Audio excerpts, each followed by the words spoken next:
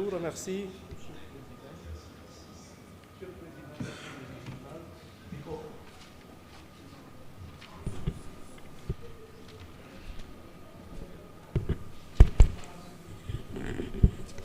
C'est bon. Allô? C'est bon. Monsieur le Président de l'Assemblée nationale, Monsieur le ministre du Travail, de l'Emploi, chargé des relations avec les institutions, honorables députés, mes chers collaborateurs, je voudrais, à l'entame de mon propos, présenter mes vives félicitations à Monsieur le Président pour sa brillante élection à la tête de cette prestigieuse institution et à l'ensemble des membres de l'Assemblée nationale pour leur brillante élection. Que le bon Dieu vous inspire dans vos travaux, d'autant que je ne doute absolument pas du bien fondé et de l'honorabilité des préoccupations qui sont les vôtres. J'ai aujourd'hui le privilège, et c'est la deuxième fois, de devoir défendre les deux projets de loi portant révision de la Constitution et suppression du Conseil économique, social et environnemental et du Haut Conseil des collectivités territoriales. Certains ont eu à s'étonner de l'option par le gouvernement de la voie parlementaire. Je dois dire que leur étonnement m'étonne également, dans la mesure où c'est l'article 103 de la Constitution qui privilégie les deux moyens, les deux procédures applicables en la matière, soit la voie référendaire, soit la voie parlementaire. Et il appartenait au gouvernement de choisir la voie parlementaire, ce qu'il a déjà eu à faire dans le passé. Parce que dans la législature précédente, j'ai effectivement eu, pour les mêmes motifs, pour les mêmes motivations, à défendre ce projet de loi. Et en défendant ce projet de loi, ce sont les mêmes motivations qui reviennent. Lesquelles motivations concernent principalement la rationalisation des ressources de l'État. Et je l'avais déjà dit, nous savons tous que les ressources allouées à ces deux institutions, à mon sens, sont extrêmement importantes, substantielles, et ma conviction est que la suppression de ces institutions participe d'une véritable œuvre de salubrité budgétaire. Cela dit, le Conseil économique, social et environnemental, de 2012 à 2024, a coûté aux contribuables sénégalais plus de 65 milliards de nos francs. Et pour ce qui concerne le HCCT de 2016 à 2024, a coûté aux justiciables le montant faramineux de 138 milliards de nos francs. C'est dire donc que durant cette même période, ce sont les sommes de 203 milliards 702 millions 705 000 francs, 365 francs qui ont été dépensés. Et je crois d'ailleurs que le simple fait que vous soyez ici, qu'il y ait eu une majorité écrasante qui a été désignée à la suite d'élections transparentes dont personne n'a effectivement eu à émettre la moindre contestation. Le simple fait que vous ayez été élu, après que, il y a quelques semaines, j'ai été éconduit par vos homologues de la législation précédente pour les mêmes motifs, montre qu'il y a une adhésion populaire à cette initiative que j'ai l'honneur et le plus grand privilège de défendre devant vous. Cela dit, il y a eu un certain nombre, on a parlé de rationalisation. Évidemment, dans l'exposé des motifs, il a été bien dit que les ressources ainsi libérées seront redéployées. Et la couleur a déjà été donnée dans le cadre du renforcement du nombre d'enseignants pour une meilleure prise en compte de notre éducation nationale, de l'éducation nationale, de l'éducation de nos enfants. Et il est vrai qu'ici, les secteurs qui pourraient bénéficier des retombées financières, des sommes colossales ainsi libérées, sont multiples et il appartiendra au gouvernement de les identifier et d'y affecter les ressources ainsi libérées.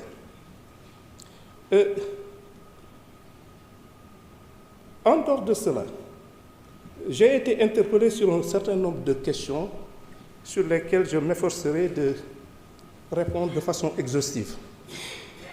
Il a été question beaucoup de l'administration pénitentiaire, des conditions de détention, des problèmes de prison.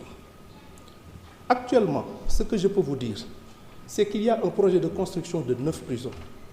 J'ai l'habitude de le dire en tant que militant des droits de l'homme, que quand une société qui se veut démocratique se permet d'envoyer certains d'entre ses membres pour des raisons tout à fait justifiées en prison, je crois que la moindre de ses responsabilités est justement de devoir organiser des conditions décentes pour les accueillir dans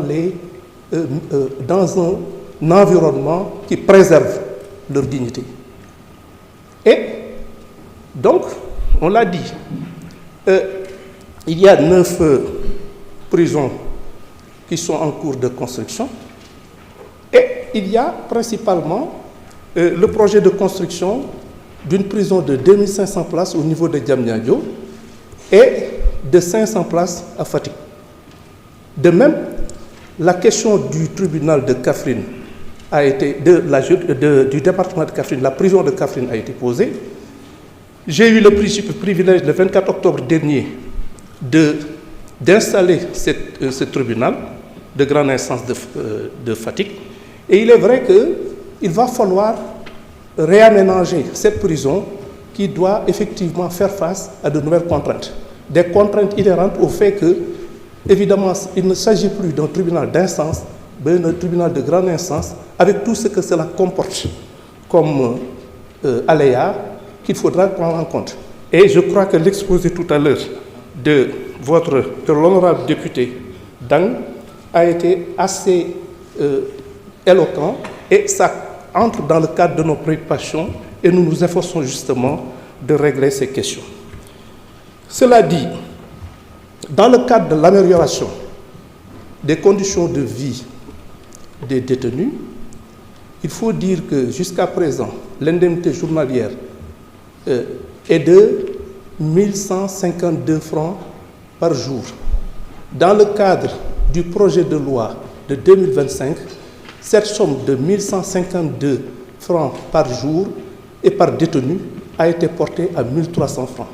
C'est vous dire donc que, qu'on le veuille ou pas, nous sommes dans cette dynamique avec les ressources que nous avons, avec aussi cette observation fondamentale que nous n'en sommes qu'au début. Pour les autres questions qui ont été posées,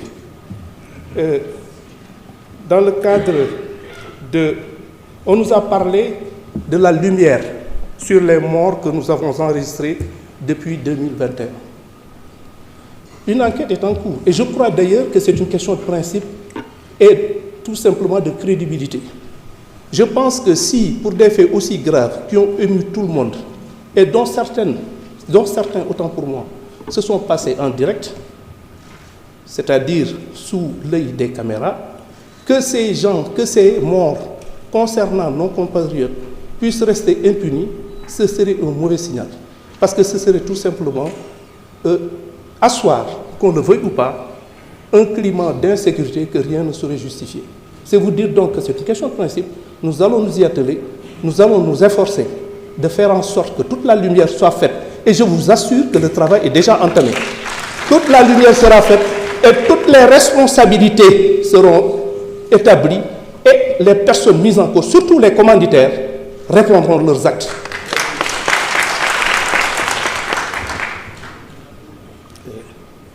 C'est vrai que beaucoup de questions ont été posées sur des procédures en cours, dont également l'affaire concernant Didier Badji et l'autre, ce qui veut dire que Fulbert Sambou, excusez-moi, Fulbert Sambou, cette affaire est en cours d'instruction. C'est-à-dire qu'à l'origine, il a été ouvert une information pour recherche des causes de la mort, mais c'est une priorité également.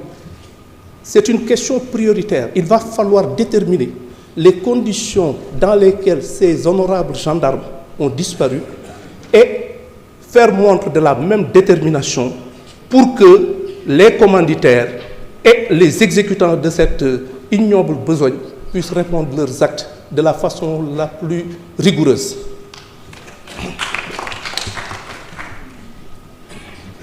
On nous a parlé de la création de nouvelles institutions. Je m'étonne que cela vienne de la part de personnes qui ont traversé les régimes et qui ont eu à être témoins de transformation du Conseil économique et social qui, effectivement, n'ont eu qu'à changer de nom avec les mêmes réalités. Ce que je peux dire, c'est qu'en tout état de cause, la création de nouvelles institutions n'est pas à l'ordre du jour. Parce qu'on a d'autres priorités, on a d'autres impératifs que nous nous efforcerons de respecter au mieux des intérêts des Sénégalais. Pour les autres affaires qui ont été évoquées, je rappellerai toujours que le temps de la justice n'est pas celui du politique. Mais encore une fois, toutes les affaires qui méritent de trouver une solution au mieux des intérêts de la République, toutes ces affaires feront l'objet d'un traitement particulier. J'ai été interpellé sur, en particulier, un certain nombre de questions, notamment le cas de la dame Mariama Sagna. Un honorable député a eu à poser son cas. Dans cette affaire, il y a eu 2 personnes qui ont été jugées. Il s'agit de Saliou Boy et Ousseynou Diop. Ils ont été poursuivis pour association de malfaiteurs, viol collectif, meurtre, avec usage d'un moyen de vol en réunion commis la nuit avec usage d'un moyen de locomotion. Cette affaire a été jugée par la chambre criminelle du tribunal de grande instance de Pikine-Guédiawaye le 2 janvier 2024. Et les accusés ont été condamnés à la réclusion criminelle à perpétuité. Les intérêts de la partie civile ont été réservés. Bon, pour les autres affaires qui ont été évoquées, on nous a parlé des fonds Covid. Ces fonds Covid font l'objet d'une information. Et toute la lumière sera encore une fois apportée à l'ensemble de ces affaires qui feront l'objet effectivement, si c'est d'un suivi rigoureux de la part effectivement de mes services. Bien. On a parlé de la commission d'indemnisation. Il ne s'agit pas d'une commission d'indemnisation, mais plutôt d'une commission d'assistance aux justiciables. Et cette commission est logée au ministère de la Femme. Et cette commission travaille régulièrement pour apporter de l'aide à l'ensemble, effectivement, des personnes qui ont été victimes des malheureux événements que nous avons évoqués. Il est dit aussi, l'honorable député Bousso a parlé du problème de l'accès à la justice. Elle nous a également rappelé un principe qui nous est cher, suivant lequel nul n'est censé ignorer la loi. Vous savez, madame, ce n'est pas un principe sénégalais, c'est un principe universel. Si on dit que nul n'est censé ignorer la loi, c'est juste une question de commodité. Une question de commodité dans la mesure où les lois, quand on les vote, quand vous les votez, et que ces lois sont promulguées et publiées, mais personne ne peut invoquer devant une juridiction « je ne suis pas au courant ». Sinon, on va condamner absolument personne. Si effectivement on pouvait dire que « ah, bande, xawma woon ni loolu yoon daf ko tere ». Mais attendez, en ce moment-là, les palais de justice, les tribunaux seraient tout simplement impuissants à régler ce genre de choses. C'est dire donc que, comme j'ai l'habitude de le dire, c'est une question de commodité parce qu'on ne peut pas faire autrement. Évidemment, comme vous le suggérez, il y a possibilité de faire en sorte qu'il y ait une meilleure vulgarisation de ces infractions. Dans le cadre de l'école, dans le cadre de certaines associations sportives, par tous les moyens susceptibles justement de faire en sorte que l'écrasante majorité, sinon la totalité de nos populations, puissent être au courant de certaines infractions. Mais en tout état de cause, on est dans cette dynamique. Et puis, l'érection de plusieurs maisons de justice au niveau de beaucoup de nos villes, comme par exemple à Dakar et dans les régions, qu'il y a effectivement, depuis 2006, le dispositif justice de proximité composé de 31 maisons de justice, dont les 6 à Dakar et 25 autres dans différentes communes à travers le territoire national. Elles permettent de rapprocher les citoyens de la justice et dans le cadre de l'installation de nouvelles juridictions et encore une fois, dans le cadre de ces maisons de justice, absolument rien, il n'y a aucun frais à s'acquitter. On n'a absolument il n'y a aucun frais de justice à libérer. En plus, ces maisons de justice ont vocation à régler les conflits entre les populations au niveau local et de prévenir également certains conflits de voisinage. Et les mêmes maisons de justice ont vocation à aider les populations à l'obtention des documents délivrés par les juridictions, casiers judiciaires et autres. C'est vrai que la question a été posée de ces questions de casier judiciaire et de certificat de nationalité. Le problème, c'est qu'effectivement, nous sommes dans ce cadre, dans le cadre de l'automatisation et de la digitalisation. Et si véritablement ces projets que nous avons initiés arrivent à terme, il va de soi que les difficultés rencontrées par nos compatriotes pour acquérir ces documents essentiels à leur vie administrative et à leur vie de tous les jours, ces problèmes vont disparaître. En dehors de ça,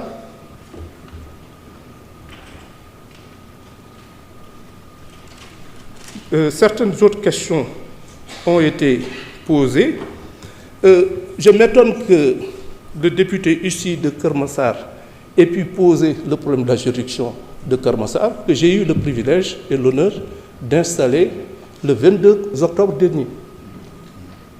Donc, le problème du tribunal d'instance de Keur Massar est réglé. C'est un tribunal qui a été installé par moi-même sous ma présidence le 22 octobre dernier et c'est un tribunal qui est devenu fonctionnel. De la même façon que 2 jours plus tard, le 24 octobre 2024, j'ai eu le même privilège pour ce qui concerne le tribunal de grande instance de Kaffrine. De même que le 10 décembre dernier, c'est-à-dire il y a moins d'une semaine, j'ai eu également ce privilège en installant le tribunal de grande instance de Rufisque. Et c'est vrai que les populations de Pikine s'émeuvent quelque peu du fait que la juridiction ait été transférée au niveau de Diamniadio, mais je crois qu'aussi sont dans des conditions de travail et d'accessibilité beaucoup plus importantes. Et c'est le cas également du tribunal de grande instance de Rufisque, qui se trouve sur le même aire géographique. C'est vous dire donc que ce qui nous intéresse le plus, c'est justement de faire en sorte que, conformément évidemment à la politique que nous avons définie, que nous fassions en sorte que la justice se rapproche du justiciable. Sur la même lancée, les autres tribunaux de Fatick, de Diourbel et autres vont être installés, en fait inaugurés, c'est-à-dire que ces juridictions fonctionnent déjà, mais il y a de nouveaux locaux qui sont mis à leur disposition. C'est également le cas de Saint-Louis et ce sera chose faite dès le mois prochain, Inch'Allah, au mois de janvier. Bon, l'assistance judiciaire à nos compatriotes de l'étranger relève de la compétence du ministère des Affaires étrangères dans le cadre de la protection consulaire. Je m'étonne quand même qu'on me demande d'intervenir auprès de juridictions étrangères, ce que je ne suis nullement disposé à accepter qu'on le fasse pour les juridictions sénégalaises. C'est vous dire donc que l'assistance consulaire peut effectivement s'exercer, mais de là effectivement à devoir, dans le cadre d'une affaire qui est pendante devant la justice, une justice indépendante, de devoir faire en sorte que les gens puissent avoir, ou en tout cas écoper d'une peine plus ou moins allégée, je suis désolé, mais ça n'entre pas dans le cadre de mes compétences.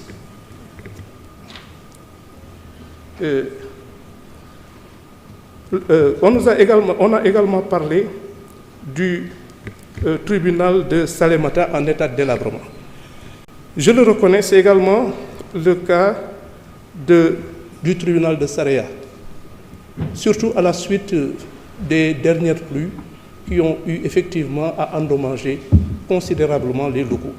Nous sommes en train effectivement de nous atteler à la réfection de ces juridictions pour que véritablement les magistrats, les justiciables, le personnel de la justice qui évolue dans ces juridictions puissent effectuer leur travail de la façon la plus conforme aux intérêts du service public de la justice et dans un cadre minimal de performance. Monsieur le Président, Messieurs les députés, c'était justement ce que je devais, les questions principalement qui m'ont été posées et auxquelles j'ai tenu à répondre, en vous réitérant justement ma demande relativement au vote de ces lois-là, qui, encore une fois, entrent dans le cadre de l'intérêt général des populations, puisque les ressources exorbitantes qui ont été mobilisées à des fins que personne n'ignore puissent être utilisées de façon mieux rationalisée et au mieux des intérêts de la République. Je vous remercie de votre attention. Je vous remercie, Monsieur le ministre. La discussion générale est close.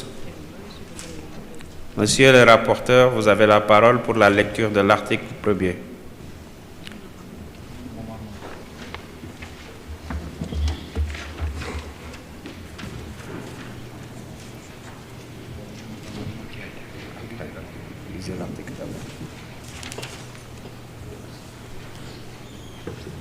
Merci, Monsieur le Président.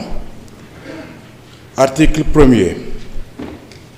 Les dispositions de l'article 6 de la Constitution sont modifiées ainsi qu'il suit.